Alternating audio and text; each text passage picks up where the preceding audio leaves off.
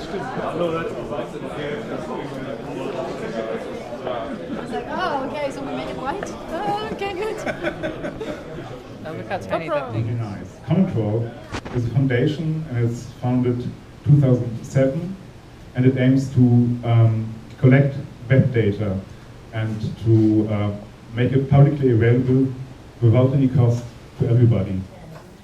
But this is a great group. We're always excited to be in Berlin. It's a data city, it's a tech city. And I'm very happy to be talking to you tonight. Tonight I'm going to talk a little bit about the relationship between access to data and innovation. And then I'm going to talk about Common Crawl. Not all, I don't believe that everything should be open. This is important to say even in the US, particularly so in Europe, doubly particularly so in Germany, where you guys are all very smart about privacy. But privacy is a completely different discussion. The best thing to do with your data will be thought of by someone else. So when you enable more people to have access to the data, it's not just more people working on it, it's completely different perspectives. People bring different perspectives and see things that you wouldn't. There's lots of kinds of open data. It doesn't necessarily mean government data. The group that I work for, Common Crawl, the type of data we collect is web crawl data. And the reason we're so excited about this is because, as Heiko said in the introduction, the web is the greatest collection of information in all time. It's the biggest collection of information in all time. It's a copy of our world in a digital form. It has information about our family and social lives. It has information about politics. It has information about business and sports. Every aspect of our world is represented on the web. And we think it's crucial that anyone who wants access to it has access to it. Up until recently, only large corporations had access to this. Google has a copy of the web. Yandex has a copy of the web.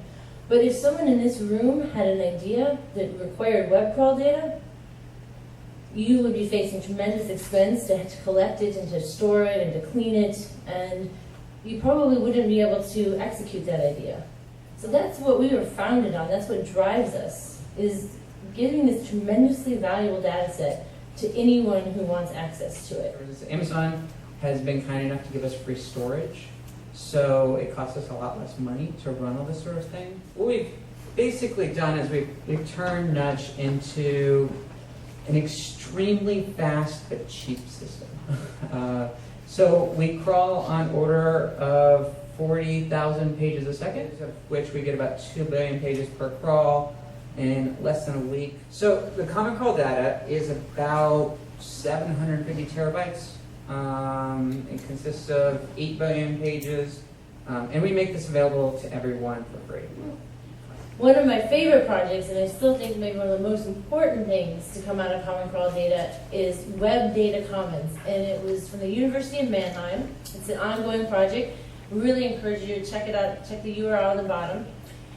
And the first thing they did is they said, let's use this to study the nature of the web.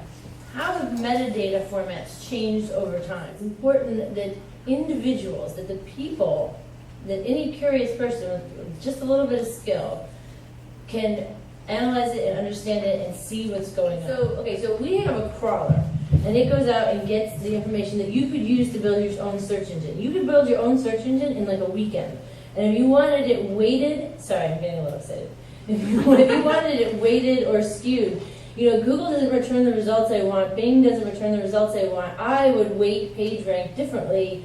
Yeah, you can build your own search engine, I mean, in like a weekend using our data. This might be hard to answer, but do you have any sense of how much of the web you are crawling now?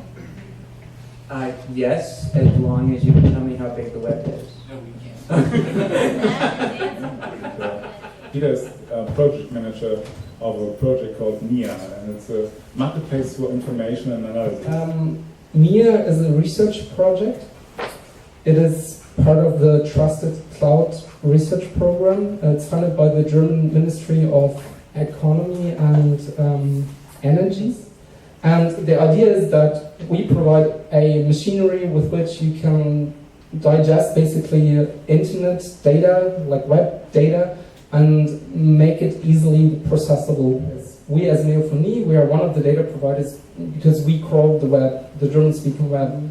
One such application we have developed is a query engine over the web, which basically provides you an SQL over the web. Neofonie operates a news aggregator dating back to 2008, I think, with about 50,000 articles per day for German-speaking news, which are available for analysis. And for instance, we have built something